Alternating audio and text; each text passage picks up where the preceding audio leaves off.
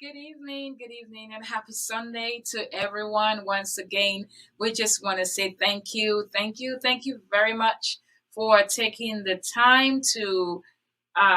You put the time aside every Sunday for 1 hour to check out our show, Real Talk, Real Issues, Real People. And guys, this is what it is all about being real because I realize that the life that we live every day, we go through real situations, and so many times we are afraid of speaking our truth. We are afraid of telling it like it is, and that's what we need. We need people that are not afraid to talk about their real experiences because I truly believe in empowering and helping my community. I truly believe that people sometimes need to hear the challenges that you go through and hear the victory so they can say, you know what, I can do this too. And this is what Imagine Me TV is all about. It's a platform, a channel where you can be the expert, or if you are the expert in your field, you can have your own show. You can have a sitcom, you can have a movie, whatever you want to do. The sky is the limit. Whatever you can imagine, you can do it. So I want you guys to take this time. We're gonna go into a quick commercial break. This is the second segment of the show with Miss Sheila, and go ahead and invite your friends, invite your family, because some of the things that we're talking about is really powerful. Talking about empowering women, she's been through some gruesome things in her life. Being raped when she went out in the army. This is a woman that's supposed to be there protecting us, and her boss, is doing stuff to her.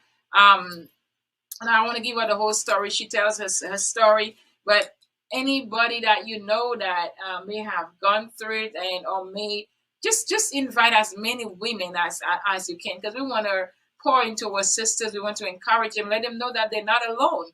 And also she talked about even she went through domestic violence as well. So it's really a power packed a show. If you missed the first segment, go back. You can go back on YouTube, Amazon Fire, Roku on the Imagine Me TV, and you can catch the first segment of the show. But this is of Sheila B. She has her own production company. She's written her book called I think it's called Willow Cries, and just an amazing woman. So we're gonna go into a quick commercial break, and when we come back, we're going to continue with the second segment of the show. So thank you very much. Do you want to grow your online presence and expand your business reach? Our marketing team can definitely help you. Advertise with us today and let Imagine Me TV take your business to the next level. We are offering 3 affordable packages to the end of 2020. Package number 1, you will receive 1 flash ad at the opening of the show. We will also share your business name, location, and phone numbers, and that is only $59.99. In package number 2, you will receive everything from package number 1, but you will also get a second flash ad in the middle of the show. In package number 3, you get to be the show sponsor, and you will receive everything in package number 2. Plus, we will list your website, and you will also have a 30-second video ad. These are some amazing prizes. So what are you waiting for? Contact us today at email address info@leagueyourbrandltd.com, or you can call us at 614-402-7034. You can also visit our website at leagueyourbrandltd.com. You can catch our show on several broadcasting platforms like liveyourstreaming.com, Facebook Live, YouTube Live, and also on Imagine Me TV network at League Your Brand Limited Company. We have viewers in all 50 states and globally. We are international. We are national. We are worldwide. Canada, Africa, Asia, Europe, the Caribbean islands, just to name a few. We are Imagine Me TV, your #1 virtual TV talk show.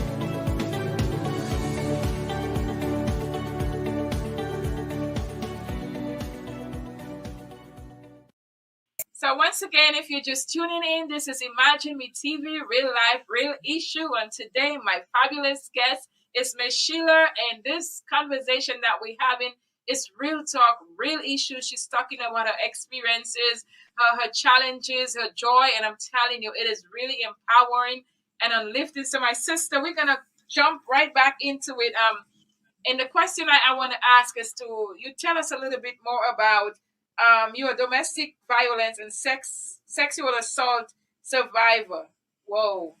I mean that is something that so many women has faced, and I know the men will say men too, but we're talking mostly about women. But can you tell us some of the, talk to us about your experience, and even if it's someone that might be watching that's going through it right now, that is maybe even staying in it when they should be walking away and stuff like that. Just share your story with us, because I know it's going to help someone that is walking through it and for them to even recognize those signs and stuff like that. So go ahead, my sister, and talk with us. Well, I guess I'll start with the sexual assault because that happened before the domestic violence. But as we were discussing before in our earlier conversation, I was sexually assaulted in the military, and it was by a drill sergeant. And being in the United States Army, my particular unit, it was predominantly male. And of course, you are given advances from males all the time. If you look halfway decent, and you, of course, are like prime for military, because honestly, you have men that have been away from females for quite some time, especially going through basic, because this is where it happened with me. And then it's just a bunch of testosterone, if I can say that, in this particular unit or within the unit itself. And of course, I said, I know who the person is that assaulted me, but it wasn't reported. I didn't report it. And a lot of people say, well, why didn't you do that? Why didn't you report it? At the time, I was 19. It was my first time away from home. And I was in New Jersey. So I'm like really far away from my family, because my family, of course, are here in Georgia. And even though I knew people, I still didn't know anyone. I only knew the people that I come through basic with at that point. And to say it in short, I actually wrote this particular portion in my book, Willow Silent Cries. But I was basically taken or kidnapped from our local barracks and taken to a hotel and left there after it happened to me. And of course, yes, I could have told someone about it, like reported it. But even when it happened to me, I didn't even tell my parents. So my parents didn't find out about it until long after it happened, because I really didn't want them thinking different of me. And you'd be amazed once a woman's been raped, her psyche, what happens to it. You start to think, okay, well, maybe it was my fault. Maybe, I was dressed in a certain way. Maybe I did, provoke the advances. Maybe I did provoke that to happen to me. You start feeling less about yourself, and you just don't, it's hard to explain unless you've been there, but you feel like, especially being a virgin, that this, especially in the manner that it happened to me, it was aggressive and violent. So it's not how you picture in your mind your first sexual experience. It's just not, because you've seen movies, you see how it's supposed to happen. It's supposed to be loving and caring, and it wasn't anything like that. So you're traumatized. The one thing that I can tell, I mean, if I can advise women that this may have happened to, don't hold it. Talk about it. Yes. Talk to someone about it. And it's no matter what, I don't care if you walk down the street butt naked, that's still your body. And if you say no, no means no. So if that's happened to you and you're feeling like it's your fault, it's not. It's not. It's the person that violated you. They're the ones with the problems. So talk about it, share it. And by all means, do not do what I did. Report it. Report it. But by being, or that happening to me, it set me up to be very vulnerable to relationships. So for a long time, I didn't do relationships until I met my ex-husband. And when I met him, of course, I'm already scarred. And I felt like for me, he came across as being my savior, to the point to where I could talk to him. He was very sympathetic with what happened to me, even to point that, he made idle threats to, if he ever saw the man, he would do this to him. And for me, I felt like, okay, well, this man really does love me. He's going to protect me.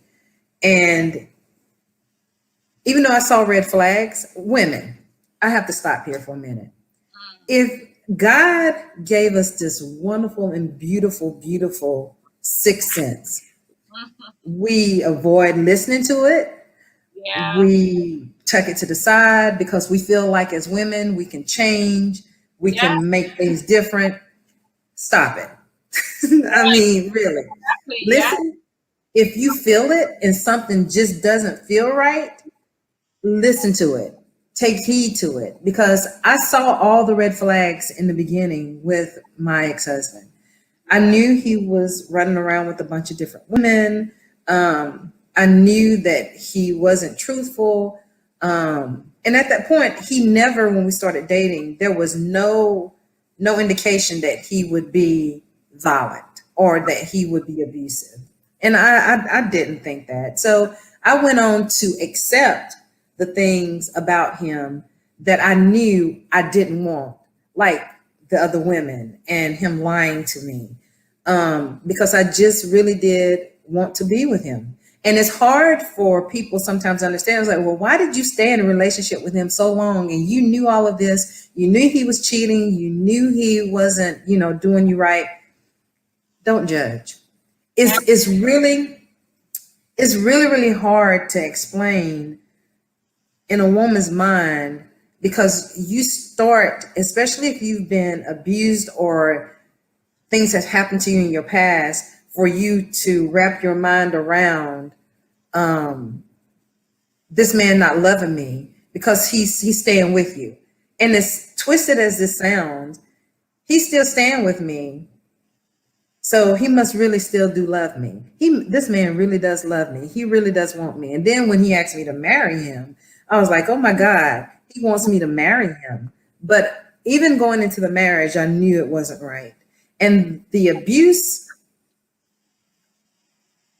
it wasn't just physical. And I don't think women think about that either. If you're being verbally abused, if you're being financially abused, if you're being physically abused, mentally abused, all of those things are not good for your soul, for your being. And I think as women, we tend to accept, oh, he calls me a B every now and then, or, he called, he talks about me. He called, he tells me I'm fat. There's nothing I can ever do to make him, find me attractive. Do all of that for yourself. Yeah. So I tell women all the time, it's important that you, love the heck out of yourself. That's not being arrogant. That's not being selfish.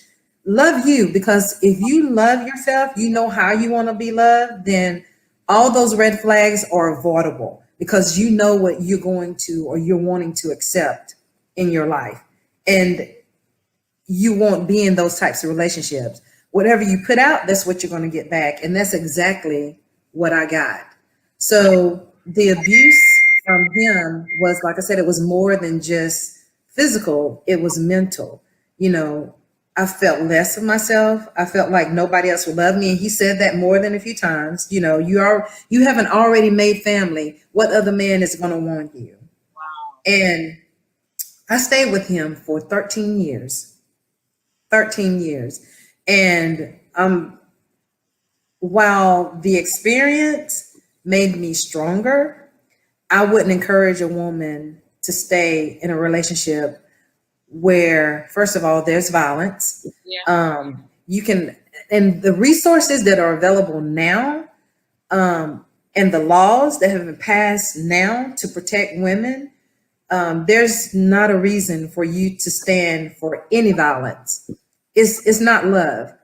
And if a man can look at you after he beaten you and see that you're bruised and scarred, and he can still say that he loves you, that is not by any means that he loves you. He can't even love himself if he's doing that to you. That's true. So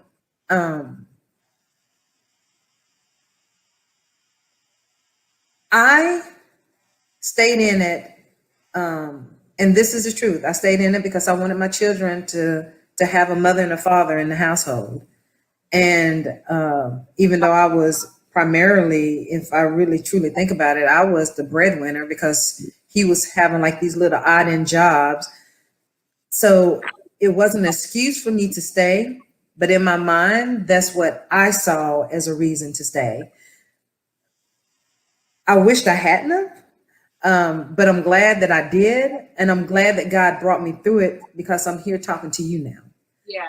And I'm able to tell other women that even though I don't look like what I've been through, this is how you're supposed to be. Yeah. I tell women all the time, you know what? After you've come through, get yourself together, sis. Pamper yourself. Do whatever you need to do in order to make you feel good about yourself. And besides, I mean, especially for me, it always feels good to let him see me looking the way that I do. And it's So, like, whoa, wow, yeah. yeah. So I just, it saddens me because I still see it. I have a personal example of someone that I know currently that have been beaten, have had a concussion, went to the hospital, and you don't have to be a certain age to go through domestic violence. And I think, speaking to the young women, if this man is putting his hands on you and making you do things that you know that you shouldn't do, that makes you feel less of a woman, then there is help for you. Arlene, to me, it's just really sad, because the younger generation is now even more accepting of abuse. And they see it as a form of, especially with the guys that are abusive to the young ladies, they see it as a form of love. That's what they're identifying as love. And it's truly sad. It is. And it's really hard to reach them. But if they are listening, I would like for them to actually look at how many women are losing their lives on a Right. daily basis, Yes. just because, oh, well, he didn't intend for that to happen. No, he may not be intending to kill you, but that in those situations, that can absolutely happen. And if there are children involved, Yeah. then he's not going to be thinking about the child either, because that's happened as well, where the partner or husband kills everybody in the household. Yes. Yeah. So I'm still here. I thank God that I'm still here. It is only by His grace that I'm still here, and I don't hate my ex. I don't. I pray for him every day. And for him, in his eyes, it was never abuse. And of course, as an abuser, you would never see it as abuse.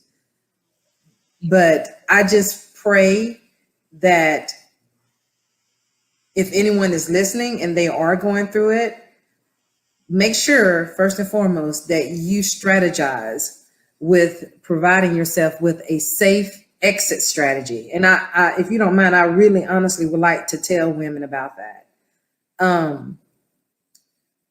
Having a safe exit strategy. I know most people say, well, just leave, just pack your stuff and leave. That sometimes is the most dangerous thing to do. You have to be strategic on how you do it, and when you do it. Just make sure, I always tell women, make sure, don't worry about all of the material things that you're going to leave behind, because I know a lot of women are concerned about that at times. Make sure that if you have children, make sure that they have, I call them comfort bags, where they have like a teddy, a toy, something that they're familiar with, that they would be familiar with from home. And then make sure in your bag that you have your driver's license, their social security cards, any birth certificates, anything of such, that you have those already in a bag. If you don't have clothes, don't worry about it. Leave the stuff. But just make sure that when you can leave, that you leave as quickly as possible. And those bags, like having those small bags with the pertinent things that you need, leave all the other stuff, because honestly, for me, it was like when I left, I was trying to pack everything that I could. But you're talking about, this is like in 2000, like 1999. So of course, I didn't have these resources at that time. So try to gather what you can,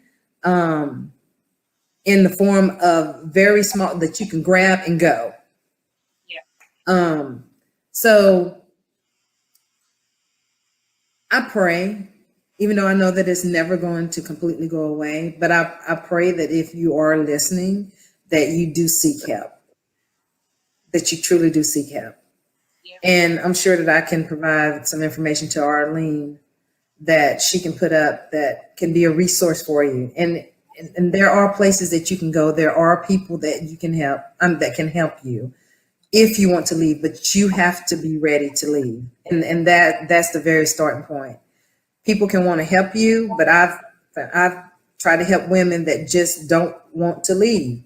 And then they end up getting a call saying that they've passed away. It's just really sad. That is just, I mean, and even with all the groups and the talk, we're talking about it, and I'm praying that we get to a point where it will really hit those that are going through it. Because, well, like for me, I know, and we're gonna keep talking about it. I know for me, I stayed, and mine, it was a lot of verbal abuse, and some, it was just a lot. The way that my life was, and the life I was living, it's no way for anybody to live. And a lot of times, some people still go through certain things, and they think it's okay to just live that life. If God did not put us here on earth for us, for our peace to be constantly being disturbed, and you're not happy, you're crying, and just to say Yes. married, just to say I'm married, or I have a guy, it really is not worth it. Mm-hmm. And I know for me, I feel like I don't want to tolerate any of this nonsense anymore. If you I think now when I see the sign, you quicker to be like, you know what, I'm gonna be out of there, because before I stayed, it's like, oh, it's gonna change. 2 years, 3 years, it's gonna change. It's gonna change, and then when I look back, I'm the one that really suffered, because Yes. these men live their life. They do what they have to do, But like for me, for my daughter and my sons, because I did not maybe train my daughter one way, but I trained them all the same way. And like I would tell her, I said, well, you know what? Uh, anytime if you realize this is not working for you, leave it. It doesn't matter how Yes. nice the person is. It doesn't, because then they could be really nice, but then if they because it's a choice that they make to hurt you. Hmm. It's a choice, because you can see them normally on the job and stuff like that. People piss them off and stuff. They're not gonna beating them up or calling them names or whatever. So why do you Right. think I'm the one that you can beat up with words, or beat up with keeping stuff away from me, or you're mad at me, Mhm. you're not gonna help me, so it's not worth it just to say that you have a man. And I keep Yes. seeing women put on Facebook, or they just can't wait to have a man. They can't wait to have a husband. And I was like, no, no, no, it's not that serious. Right. It's really not that serious. Where a lot of times you rush into stuff and you realize, man, I was better off, single, or just living my life, Hmm.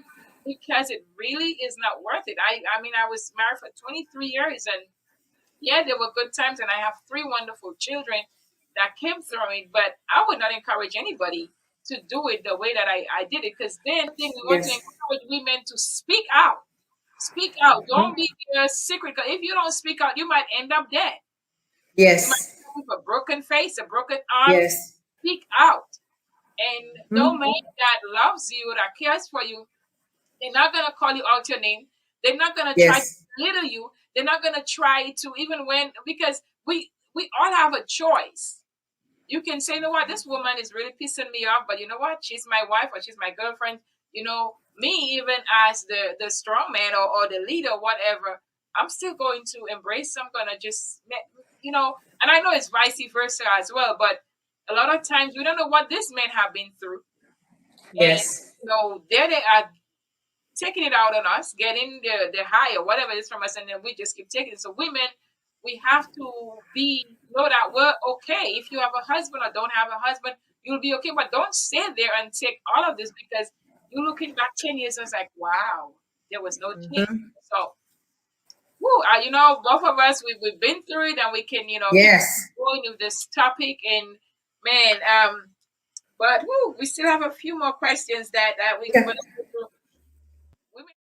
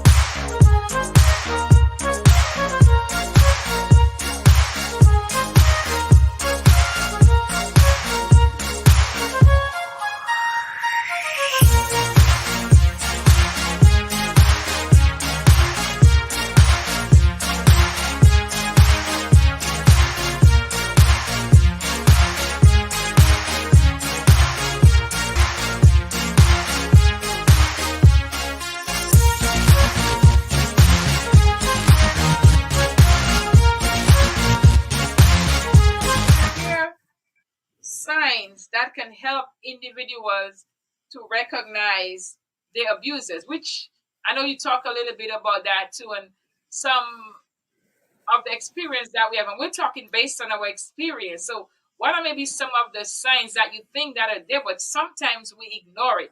So maybe someone that's listening say, "Oh, you know what? That's true." And you said something, because, like, for me too, in the beginning, before I married my ex, um, the signs were there, but because I was like, oh, he loved me, and because even when a woman is coming up to you and say, well, this is my man, this is this, but when because he can say, no, it's like you're the one I love, and da da da da da.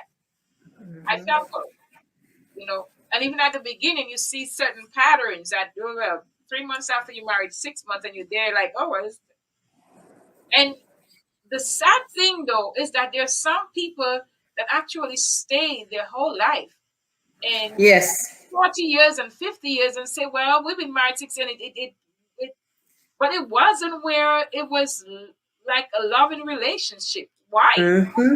Just to say I've been married for 40 or 50 years? No. Mm-hmm. So, I think like as women, by nature, it's just in us that we feel like we always have to take on projects, meaning projects being men. Um, it's one thing for me to be with someone that is at an emotional state. Maybe he had some things that happened to him in his life. Because, like I said, we all have had a past. I'm not knocking men because men go through things too. I'm not taking anything away from that. But as women, we have to be able to identify, is this a project that I'm trying to take on to think that I can change this man, save this man? Because most men, however you meet them, that's how they're going to be. They're not going to change unless they want to change. that is true. So we're nurturers. We want to take care of everyone, everybody, and accept ourselves. And that's the most amazing thing to me about being a woman.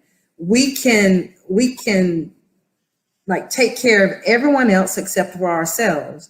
So when you mention like indicators, red flags, most women, they already know, which is sad to say that we know again, but we still reflect back to, oh, well, he's doing this because, or he does this because, but in actuality, there is no because.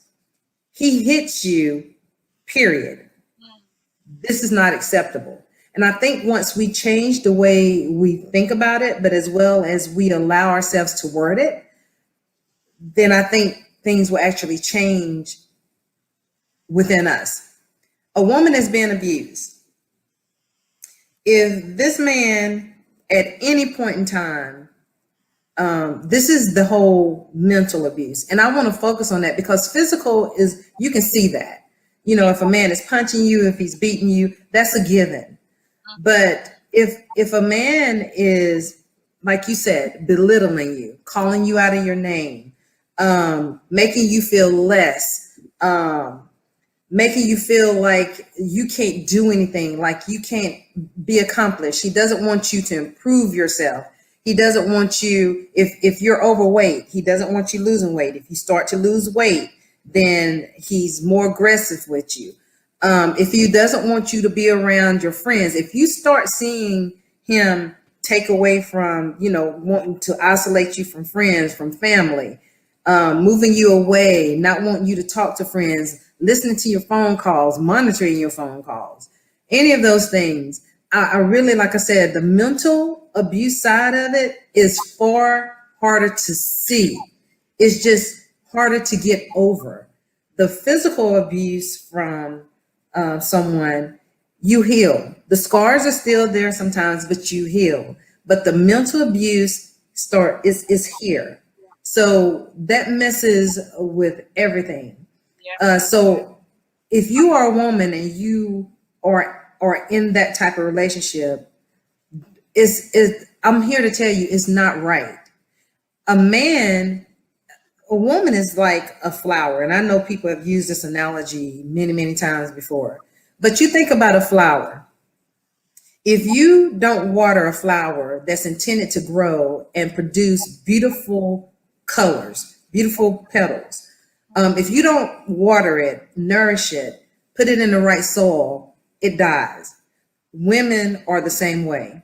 If you have a man that's pouring into you, and I can't have to find this picture for you, but it is the most remarkable picture. It's a picture of a man's head, and it's a picture of a woman's head, and he is actually pouring into her head. It's an amazing picture. But every time I think about relationships, I think about that. So if this man is not making you feel like every day you want to get up like you're Aladdin on a carpet, you're not in the right relationship. Because I've been in those types of relationships, and you keep thinking about, well, he's just going through something, he's stressed, I no, it has nothing at all to do with you. That's a him problem. And Yeah. if you allow his problem to become your problem in that manner, he needs help.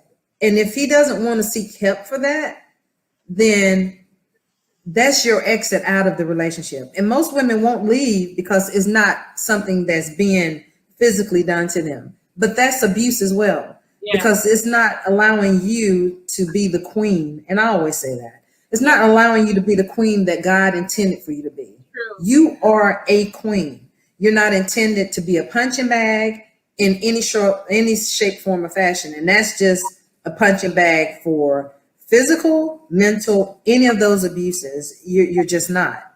Yeah. So those are things, really, honestly, mental is the hardest thing for most women to acknowledge that they are actually being mentally abused. Yes. It's true. Because like you said, sometimes when they do it, maybe after they might say, "Oh, sorry, I didn't mean to say that." But even when the person Mhm. does it another time, you also talk about patterns. Sometimes we see those patterns, it's repeating. And like a week Mhm. later, they're like, "Okay, I didn't mean to do this," or sometimes they don't even apologize. But you see Right. the patterns, you see the signs, and because they're not cutting you or hitting you or locking you in a room, that means you feel like, "Oh, well, it is abuse." Because anytime you Yes. call someone out their name, or even when you're trying to have a conversation and someone is talking to you, like for me, you see how I'm talking, like I'm passionate, and I may be talking to someone and I will have a high pitch, and someone may say, "Oh, well, you're yelling," and then they need to yell. But to me, it's not okay that if you say you love someone, that even when they say, "You know what, you're hurting me. What you're saying to me is Mhm. hurting," but they will keep on going. That to me is, you have the choice to say, "You know what, my wife is saying that I'm hurting her. My girlfriend is saying that what you're saying, I don't like it, or what you're doing," but you still keep doing it. That Mhm. is, I don't even know what to call it. But even while you were saying it too, I'm like, man, I wonder if it would even make a difference what I answered in my head to that. Maybe we should interview the ex-wives of this man before we marry them and stuff, to hear what they would say, because you would Yes. see that it's the same thing that they did to you that they did to them. Mhm. And it does. That's absolutely true. And that's the other thing. As women, we don't talk to one another. You know what? If I'm not with him anymore, I'm okay with talking to you, to the new woman. Although sometimes we don't know. I mean, but if if your ex is remarrying, your children are going to be around this woman, you know what? I'm going to talk to you. Yeah. Hmm. But we as women, again, it's not my business anymore, but it is, because that's my sister. Yeah. Regardless if you're with the man that I used to be with, I'm still concerned about you, because before you were his woman, we were sisters. Not Yes. necessarily we don't know each other, but just to me, that's a birthright. If you're born a woman, you're my sister. Yeah. And then if you That's a given. And if you can help her, Hmm. then maybe if that sister did not listen, then you would say, "Oh, you know what?" And even if they say, "You know what," well, you may be just being jealous or whatever. If you have the opportunity to warn the person, they may not listen, because, like I said, more than a year ago, my ex wife called me, and she's talking, and when I told her, I said, "Well, this," she's like, "Now I see what you go through," and she wanted me to blast him. I'm like, "I don't have time to blast him. All I'm telling you, as a sister, You need to focus on you. You need to take care of yourself. You see the signs. If you decide to stay in it, you know what happened to me. So if you decide to Hmm. stay in it, that's your problem. But I'm telling you, I'm not telling you to leave or whatever, but what do you want for yourself? Is that the lifestyle you want for yourself? You have Yes. facts or whatever, you have information, make a move. And that's the other thing. Sometimes, even if you tell some of them, they still may not make the move. But to me, if you have the opportunity, Mhm. I would still say, you know what?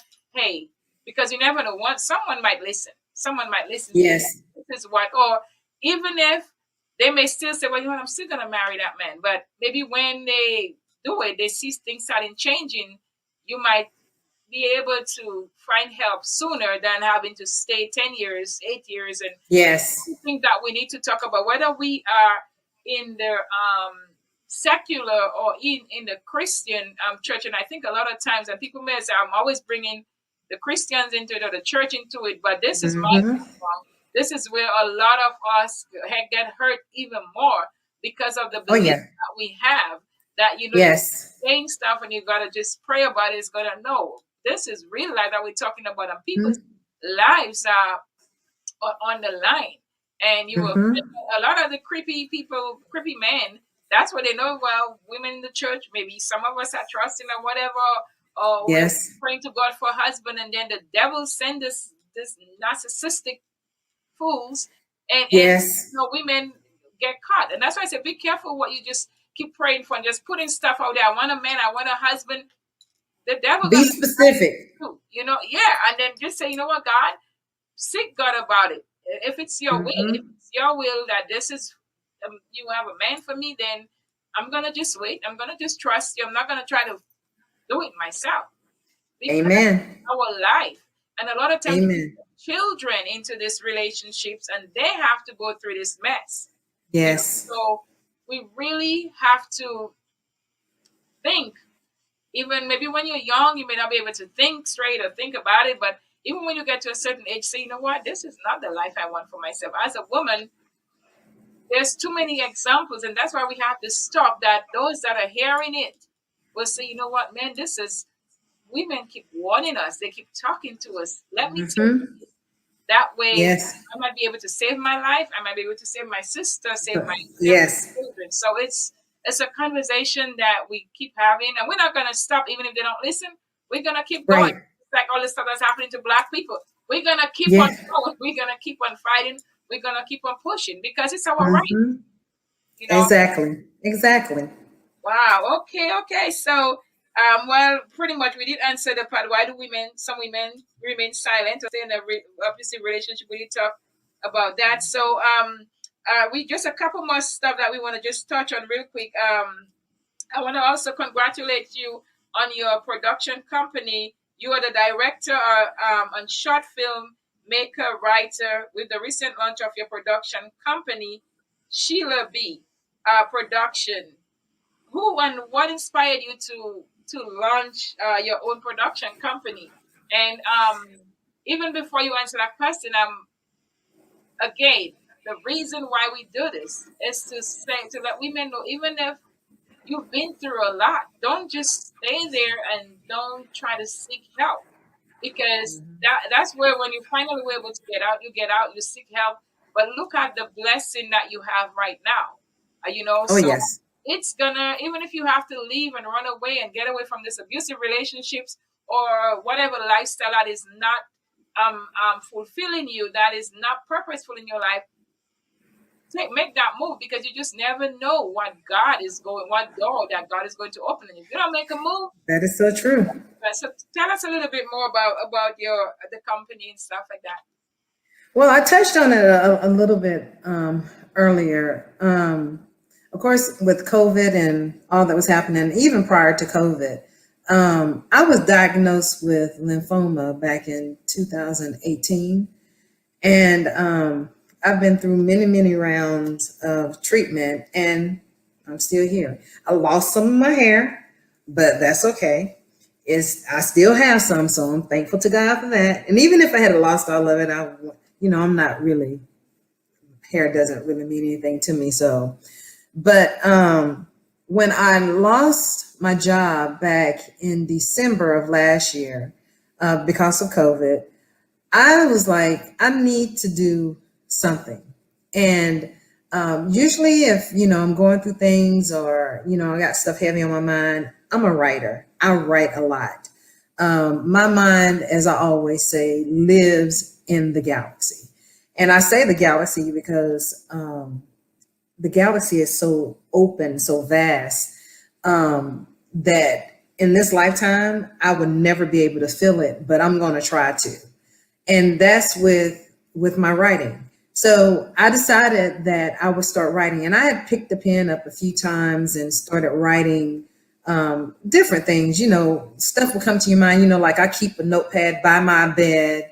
If I'm dreaming something, I literally would get up and I'll write. I have one in the car, and I have about maybe 4 or 5 like books that I keep, because if I have a thought, I was like, if it's a thought, it's a reason why it's there. I write it down. I'll come back to it later, but I write it down. So I'm a tree lover. I think everybody that really knows me, I love trees, and trees speak to me. At times, I'll be driving down the street and I see a tree. I was like, oh my God, that tree is speaking to me. I'll get out, I take my shoes off, I walk up, I put my hands on it, and I talk to the tree. I'm a tree lover. So my first film that I wrote was based on a tree, and I can't really tell you what it's about because it's really, really cool. And I was sitting there and I was writing, and it just kept coming to me, and the words kept coming to me, and I was like, you know what? I can do this. So I pushed out like 4 films, and I told you I have a mentor. His name is Chuck. And I told Chuck about it, and I talked to him a lot about it. I was like, I'm really scared about stepping out, because this is an area that I have no clue. I don't know anything about, other than, like I said, I've been in like a few films before. And I did know that I didn't like memorizing lines. I said that before. I just don't. That's too much to remember. I mean, I'm okay if you put me on a screen and I'm just like going off the rip, with stuff that I want to say. But when you talk about me sitting down and trying to memorize lines, no, that just didn't work for me. So I was like, okay, Chuck, I really do want to do this. I really want to write. I love everything about the creative side, because when you're writing and you're doing film, you can pretty much create anything that you want to. And that's where my mind lives. Like, it's very creative. So I was like, you know what? Tyler Perry did it. I'm seeing Regina do it. I was like, my true inspiration came after I seen A Night in Miami. And that's The God Knows Truth. And I was like, you know what? It wasn't a whole lot that it took to put the film together. I know that it is, but I'm like, I can see everything that was done in this film. I was like, I love that. So I told my boyfriend, I was like, you know what? I really do want to do this. He was like, do it. It was just that simple. And I was like, I don't know how I'm gonna get the funds. I don't know the first thing about trying to create this film, but I do know I can use the resources that I do have. And that's what pays to be resourceful, like knowing people, networking. And I do know a lot of people. So I was like, I'll just reach out to the people that I know and just tell them what I'm trying to do and see if they help me. And it was amazing, the help that I received. And so I started a GoFundMe, because of course, just coming out of work and, not really having the funds to actually start doing film, because I did realize that making films is expensive, but it's so well worth it with the outcome, because this is your work. So I get excited talking about it, because I'm really, really thrilled that, my 4 films, which are The Tree, Shared, which I said we're starting to film next weekend. And then I have 2 more coming out, which is Private Cadence and Abby's Secret. And those will be filmed later this year, beginning of next year. But I just said I'm going to do it. That's right. God gave it to me. And it's a talent that I can kind of wrap everything that I love and enjoy doing into one place. And I was like, I knew it was something that I could do it with, like all my talents. I could like cram them into like one place to do everything. And Sheila B Productions provides me that opportunity to do that. That's amazing. And see, this is the giftings that God has placed in you. And congratulations on that. That's why Thank you. if God has given you the vision and even given you the outline, why do you think you can't do it? It just go for Right. it, you know. And that is something that I have a team as well that's working on it. But we're actually doing a sitcom. And I remember when the idea Wonderful. that God gave me years ago, and because I always like to blend the secular and the spiritual, because I don't like to just be so godly minded that I'm no earthly good, you know. So Right. the two of them together, because we live in a real world. And April, which is one of our, because I would get the ideas and we can write it, but she actually write plays and stuff like that. And then Hmm. she came one day and she and Ashton, we had a meeting, and we were supposed to be filming a long time ago, but then things happened. But I say, you know what, when it's ready, we'll come. But when she was sitting down and going for some of the scenes, I'm like, whoa, this is so amazing. Like, we're doing this. It is really cool. So I know the feeling. I congratulate you on it. You know, just go for it. And God is always going to give you the people. He's going to give you the source, the resources, Amen. collaboration, and everything. All you have to do is just step out on faith to do it. And, you know, he's going to do it. So, oh man, I can't believe, whoo, we've been here for a while, but Oh, yeah. so, time flies when you're having a good time. But I think we Yes. love to empower people, and this is what it is about, where they can hear as much of the story that they can say, whoa, I too have a story. And we want to encourage our viewers to tell you, share your story. You know, so in closing, can you give a word of advice, a word of just anything that you want to say to someone that is watching, whether they've been going through a lot and they want to start a business, or just allow God to just minister to you and just minister to our viewers, please. And also let people know where they can reach you if there's anything that you have that's coming up soon that you want them to participate in. If you need sponsorship, this is your time. Just go ahead and talk to our viewers. Okay. Well, I first of all want to thank you for the opportunity, and congratulate you as well, by all of your accomplishments, because this is amazing. I was like, wow, I said Arlene is really doing it. But congratulations to you, and may God continue to bless you, because you are a beautiful soul. And I know that, not just saying that, but you personally are a beautiful soul. And I thank you for using your platform to help others. So that in itself is a blessing, and you will continue to be blessed for that. Yeah. I How do I say this? I really want people to step out of themselves. Yes. Meaning, if you have something that you want to do it. If you have someone you want to be with them. If you have somewhere that you want to go. Just do something with your life. I always tell my children this all the time, which I love them both very dearly. But you only have one life. You're only a child for a short time. You're only an adult for a short time. But in that short time that you are here on this earth, that God provides you the opportunity to live, do just that. Live. Whatever you see your life as, do it.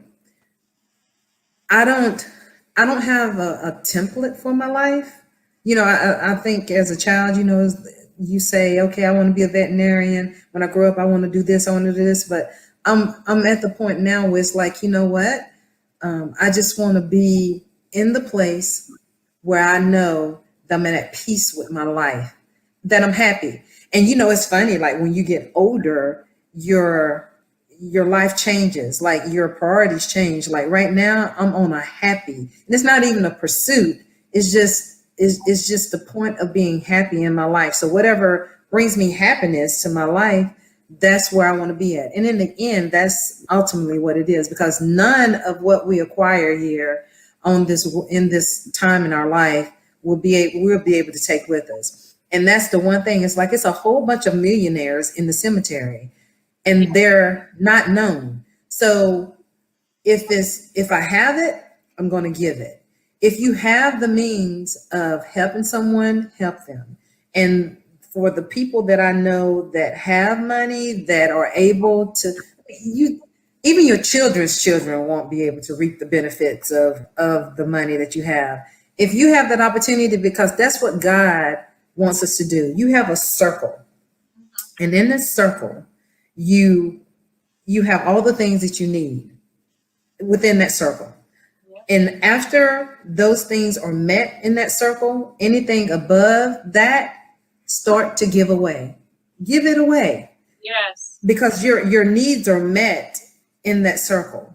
So if I have but one piece of advice to give to others, and that is to live. It took me a long time to do that. Wow. Just to live, to breathe, to enjoy life, because they say life is short, and it's not really short. It's how you live it that makes it short. So if I'm here and I'm only alive because I'm 51, if I'm only alive for 51 years, I want to be able to say, like, if I'm on my dying bed and my last thoughts, I want to say, you know what, in those 51 years, it wasn't short because I really did live. And that's what I want people to do. It's so much to see and so much to do in this beautiful world that God has given us. So just live. Just live.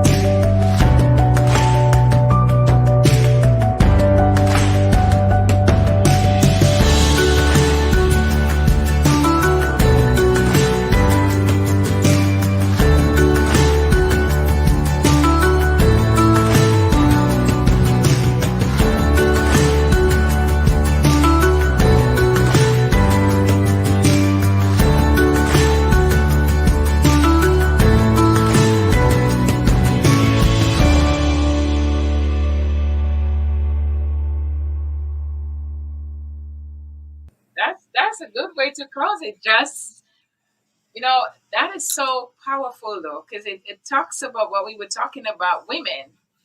If you're in an abusive relationship and it's time to go, just live. You live your life. You don't put it on hold. Just live. Just live your life. And that is something that I'm trying to um, wrap up in my mind as well. To live my life, not just doing things, but balancing it out. Where, okay, this is what I have to do. Take time for myself, and not.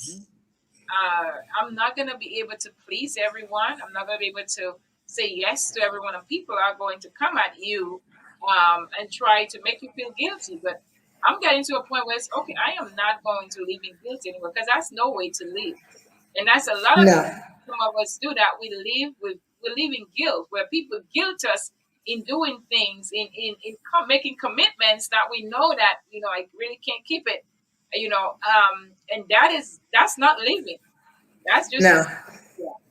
it's not. I have really, really enjoyed my time with you. Yes, And you know what I want to tell you is that I like most is that it's not like this is an interview. It's kind of like we having like a little girl chat, like a yes. catch up. So I commend you on your platform and what you're doing. And I truly do pray for your well wishes. for everything that you do, because everything that you've done thus far, you touched, is been a success, and that will continue because of the genuineness that is coming from. So continue to do what you're doing.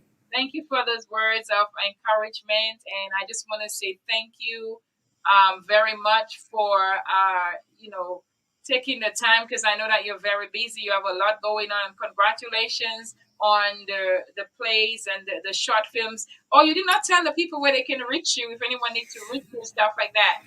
Oh yeah. Well, we're on Facebook, we're on LinkedIn, we're on all the social media outlets under Sheila B Productions, and from Sheila B Productions, they can find the links and the information to all of our other films and the other information for our organization. Okay, very, very good. Well, once again, thank you very much. It was an honor and a pleasure Thank you. to have you on the show today. Okay, so guys, if you're listening and you're just tuning in, or this is the end, this has been just an amazing interview that we had, amazing show. We have part one and part two, and I just want to say thank you again to our viewers. That God bless you, and to continue to trust God. Whatever you do, your dreams are possible. Go out and live your life, even as we heard Miss Sheila said, live your life. And I just want to say thank you. This is Imagine Me TV, and what a blessing it has been for all those who participated. And we want you to continue to share this video. And God bless you. Have a wonderful, wonderful day.